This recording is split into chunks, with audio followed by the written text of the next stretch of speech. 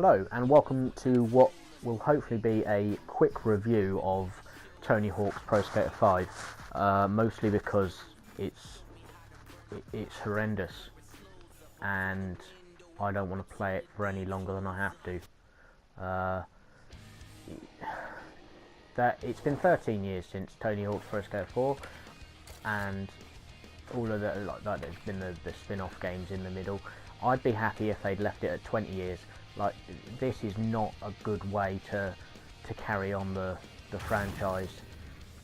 Basically, Activision, who obviously have published it, they have a contract or a deal with the Tony Hawk's franchise until the end of the year. And surprise, surprise, they've kicked out a game in October 2015, which is half finished, and it's so shockingly clear that it's a last-ditch money-grabbing attempt.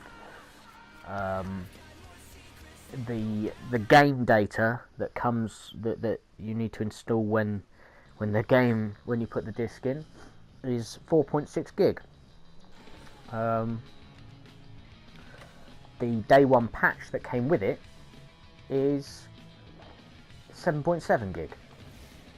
So basically the day one patch was 2/3 of the game almost. But yeah, I mean, there's just so much that's unfinished. You're paying, I paid £39 I think, and it's a full price game, but what you're getting is arcadey stuff, and it's not anywhere near what it could have been. That said, it's a sort of, well, it's an arcade game, so you get sort of 10 minutes fun out of it here and there, although it really is badly made.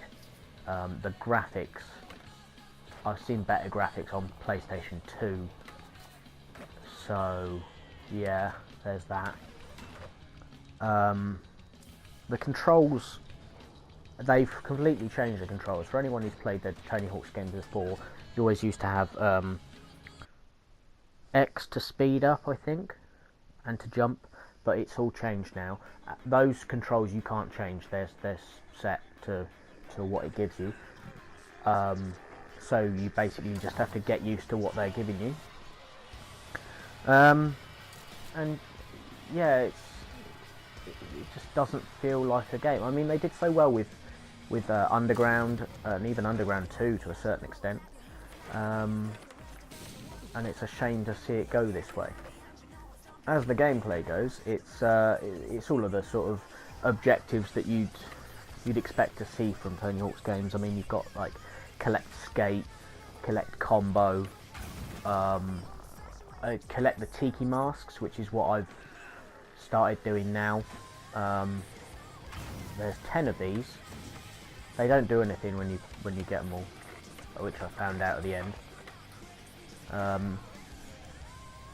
So yeah, you've got collected skate, collecting combo, whatever like that, collecting little orbs and stuff. You've got these little markers around that give you missions, and that's about it.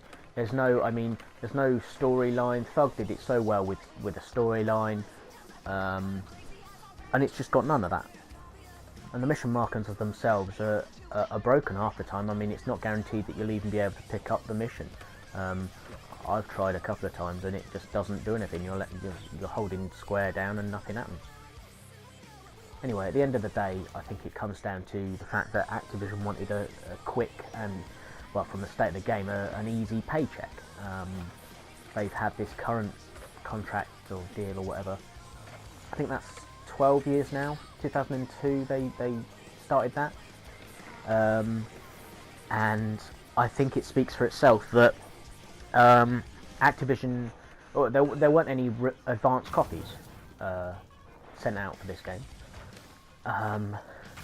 So obviously there's no reviews until the day it comes out, and I think that's makes it so obvious what Activision were expecting of the game.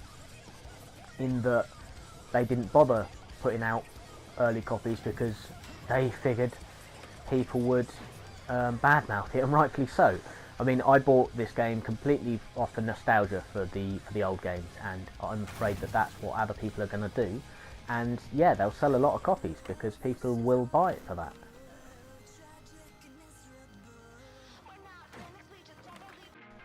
So yeah, I touched on how it's glitchy, laggy.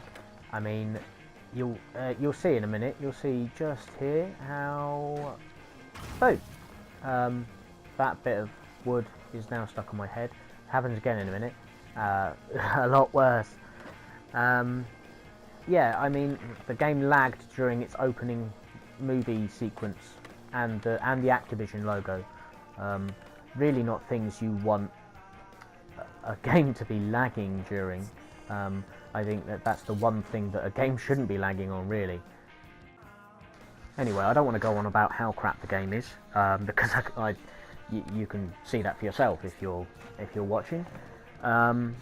If you want an arcadey game and you manage to find it for 10 quid, $15, whatever like that, then get it. Yeah, that's fair enough. It's a nice little time waster. You'll get a few hours out of it, but it's not something that you want to drop 40 quid or $60 on. It's just unfinished, and I severely regret buying it, and I definitely don't want people making the same mistake, obviously, but I think that it shows that Activision haven't put the effort into it. It's unfinished, and there's so much more that they could have done with it. They could have done Thug, something similar to Thug, and actually gone somewhere with it.